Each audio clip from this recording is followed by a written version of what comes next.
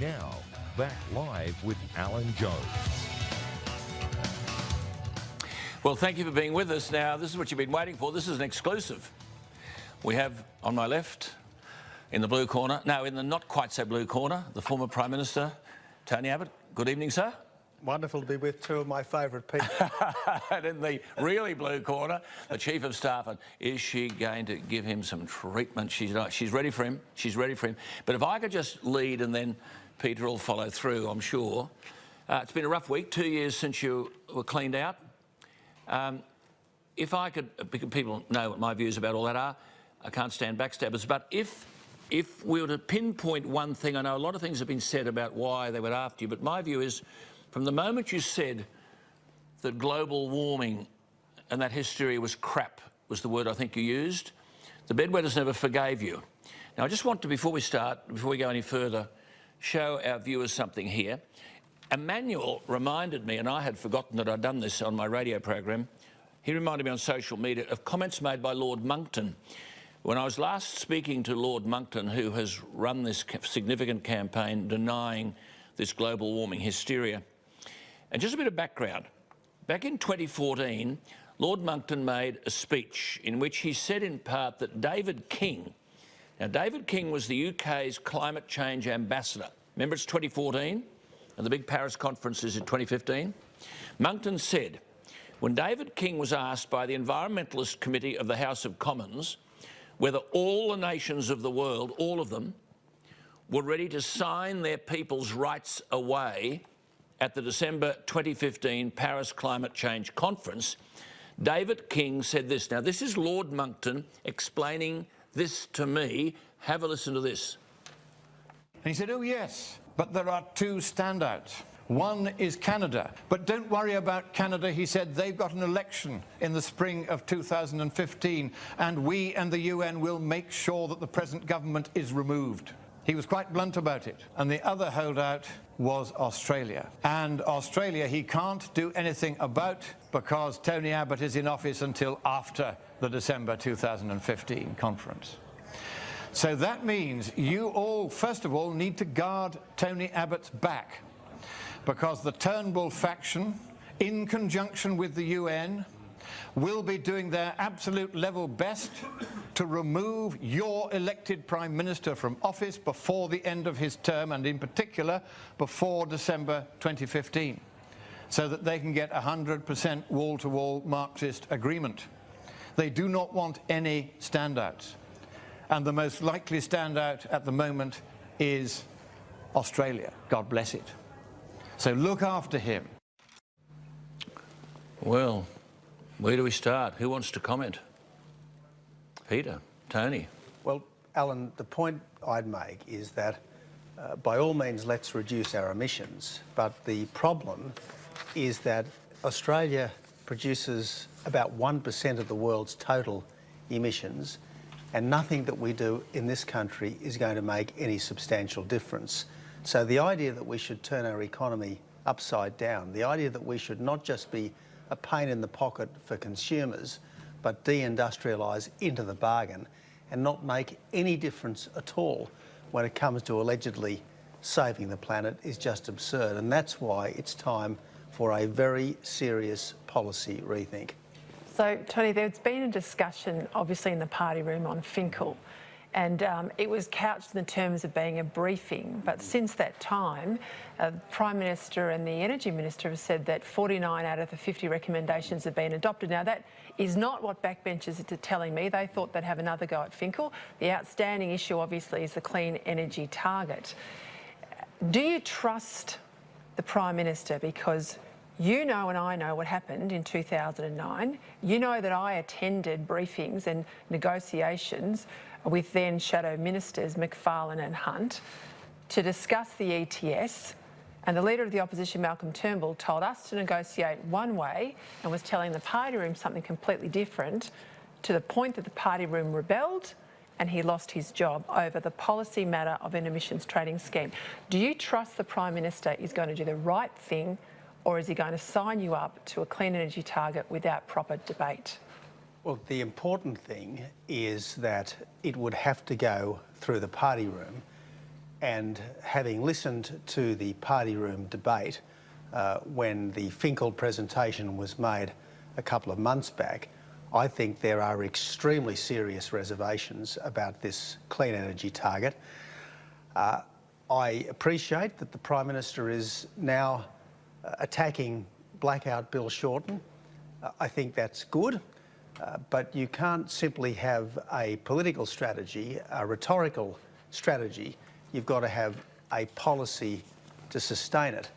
And 42% renewables from the coalition versus 50% renewables from Labor, that's not a policy difference. But Tony, look, the elephant in the room is, from where I sit, and I think I answer more correspondence than anyone in this country, the coalition cannot win an election with Turnbull as leader, and they cannot win an election with a renewable energy target or subsidies. Now, you made a speech in April, and you argued for 5 changes in government policy, and your first one was abolish subsidies for renewable energy and cut the renewable energy target to reduce household power bills. How much traction does that have in the party room? Well, increasing traction, and let's not forget that the real light bulb moment, so to speak, was the South Australian statewide blackout last September when traffic lights didn't work, people were trapped in lifts, people were sent home from hospitals. It wasn't just that the lights didn't go on, it wasn't just that the factories stopped. Normal life could not proceed without power. Now, that has made a dramatic difference to everyone. That has completely changed the mindset of our country and the mood in the party room, and that's why I think there is no chance that our party room will support any significant increase in the amount of renewables in our system. Well, the National Party is certainly with you on both those points, freezing the RET and scrapping the subsidies. You took the renewable energy target, correct me if I'm wrong, from 28% down to 23, or 23.5, yeah. 23.5. Now, you said on Ray Hadley today that you had reservations about even maintaining it. Why? You know, you've always had a scepticism about renewable energy targets anyway. You know, I know you've never liked the fact that state Labor governments to do deals on green preferences have loaded up the various states with them as well as the federal target.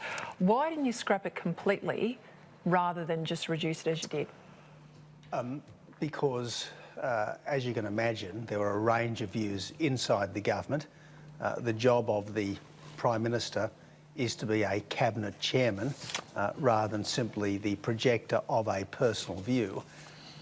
But look, knowing what we know now, we certainly should have gone a lot further than we did. So I'm going to interrupt you there because I can now, because I'm actually here. I can.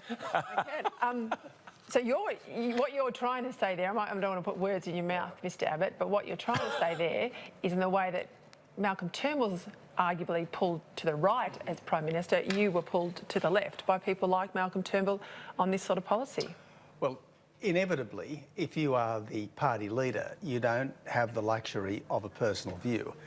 Obviously, as you say, I have never been a true believer in all this stuff. One of the very first things I said as opposition leader was that we are not going to engage in a false consensus with a bad government when it comes to an emissions trading scheme. We're not. Sure, climate change is significant, but it's by no means the greatest moral challenge of our time. Compared to injustice, war, man's inhumanity to man, it is very much a third-order issue. Now, I want us to rest lightly on the planet wherever possible, but the last thing we should do is restore socialism in the guise of environmentalism. The last thing we should do is seriously damage our economy in what will inevitably be a futile bid of the environment. Well, it's happening, Tony. And this is why we need a thoroughgoing rethink. We need to stop talking about a renewable energy target and start talking about a reliable energy target. But out there, the only reliable energy target is 100%. Alan. Out there, they're terrified because this bloke's handing the keys to Bill Shorten. It's as simple as that. There's no way in the world these polls are going to change. And so when you say there's a range of views in the party room, I reckon the prevailing view at the moment is I'm going to lose my seat here this bloke's leading me into oblivion like he did last time, all on energy. Now, I'll give you an example for our viewers.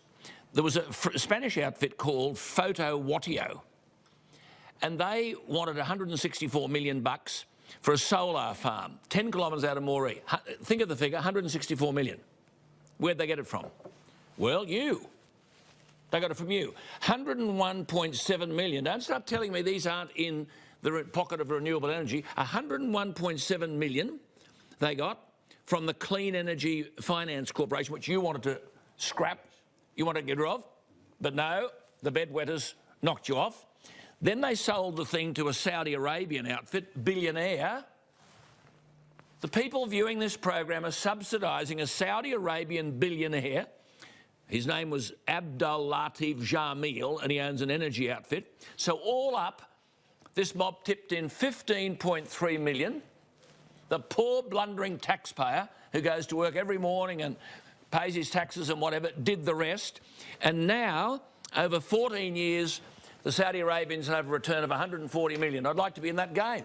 Look, they're laughing all the way to Of course. That's what they're doing. Well, who's stopping them in Canberra? Morrison or Turnbull? Who's stopping them? And look, you couldn't make some of this stuff up, Frank. No, you But couldn't make it up. This is the madness that you get into when green religion trumps common sense. So would you That's what's scrap- been happening for the best part of a decade and a half. Tony, would you go so far as to say that you would scrap all subsidies for renewables? Well, That's what we he have said. to respect people who have made investments under the existing system. We don't want additional sovereign risk factors to be bedeviling our economy, but no further subsidies, no additional renewables. The other thing we've got to do is address the market failure which political risk has caused. It's not so much market failure as government failure. Power generation is an essential service. And if the market won't build coal-fired power stations, if the market won't build baseload power, the government has got to do it. So this goes If to we the... can have Snowy 2.0, let's have Hazelwood 2.0 and just get on with it. But that goes to the whole argument, doesn't it, about certainty. People think that you have to move to the left to have certainty, more subsidies to have certainty, but you can have certainty by dealing out this political risk. Can I just take this point, though, about Snowy?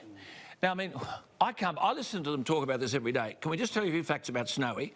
Basically, it'll cost more energy to pump the water up the hill than it will to bring it down the hill to make the energy. And even if it were to work, it'll be energy neutral, but it will produce about 2,000 megawatts. Get that 2,000 megawatts? Our summer demand is 35,000. This is what they say peeing into the ocean. What would you do to AGL? How would you deal with AGL? Well, and the closure of Liddell? This is an essential service, and no sensible government allows an essential service to be withdrawn.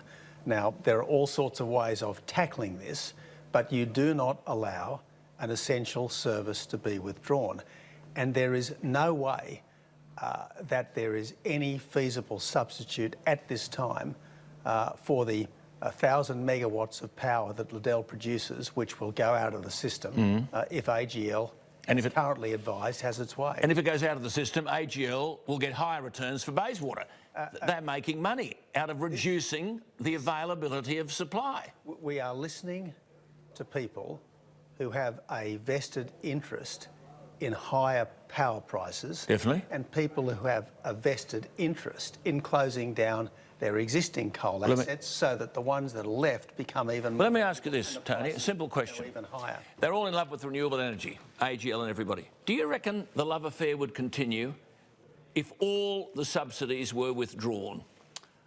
Of course not. Now, all of this talk about renewables coming down and down in price, well, let's put these people to the test by removing the subsidies. That's it. And seeing how much new investment... You would do that? You would do that? So there should be no subsidies for further unreliable power. Definitely. There should be no subsidies for further solar and wind, because this is inherently unreliable. And again, I say, Alan, we've got to move away from all this talk of renewable targets and have a reliable energy target. And the only reliable energy target we can have is 100% so that the lights always come on, the factories always work, the traffic always flows and the lifts always move. So you won't necessarily be across a Reach-Tail poll that's come out tonight, although you have got a good office, you probably are. Two New South Wales Labor seats, Hunter and Shortland, have now gone to, in the case of Hunter, a 15%, nearly 16% One Nation vote, and Shortland's gone to a 14.3% One Nation vote.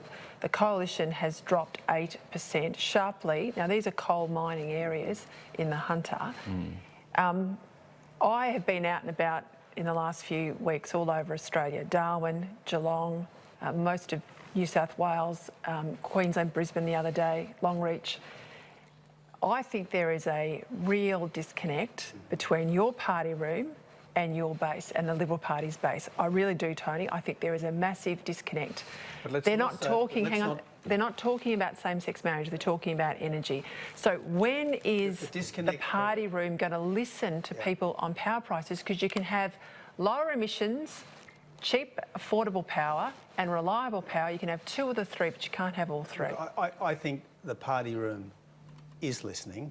I think the important thing is that the party room, if necessary, saves the government from itself. But on this subject of... What are you going to do by changing leaders? On this subject of the disconnect, it's not just a problem for the coalition. This is equally a problem for the Labor Party. In fact, I would argue it's a bigger problem for the Labor Party. Sure, but because they're voting against the government. They're not voting for Shorten. Bill Shorten, whatever his personal views, has allowed himself to be captured by the Green left. And it is... But so's Frydenberg. He's got 19% Greens in his seat. Labor is not listening to the traditional Aussie worker, that they have all these... Sure, I agree with you.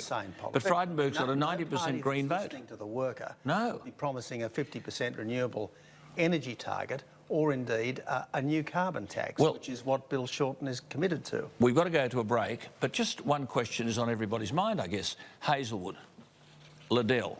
Well, then what follows? Is Yallourn going to close in 2032? Is Gladstone going to close? Is Araring going to close? Is Loy Yang, that coal-fired power stations? Is Tarong going to close? Bayswater going to close? Well...